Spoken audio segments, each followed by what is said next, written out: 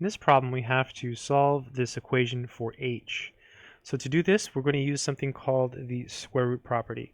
So the square root property says if you have a variable squared like this, say x squared, and it's equal to a number, in order to get rid of the 2, what you can do is you can take the square root of both sides. So square root. And when you do that, the 2 goes away, so you get x. And then here, you always get a plus or minus. So plus or minus, and then the square root of a. So in this problem, we're ready to apply the square root property. We already have the entire left-hand side being squared. So we'll start by taking the square root of both sides. So we have the square root of h minus 4 squared is equal to the square root of negative 8. All right, good stuff. On the left-hand side, we just get h minus 4. Then on the right-hand side, we get the plus or minus, and then this negative inside the square root will become an I.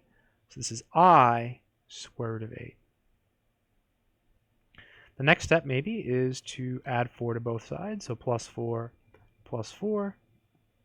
So we have h equals 4 plus or minus I square root of 8. Now this can be simplified a little bit more. So you can simplify the square root of 8 as follows. When you're thinking about how to simplify it, you can ask yourself the question, what is the largest factor of 8 that is a perfect square? In other words, what is the largest factor of 8 such that when you take the square root of that factor, it's a whole number? Well, 4. So you can write 8 as 4 times 2. And so this is the square root of 4 times the square root of 2. So this is going to be 2 square root of 2.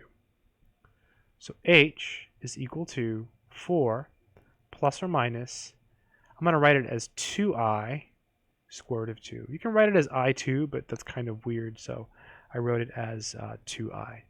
And that is the final answer. I hope this video has been helpful.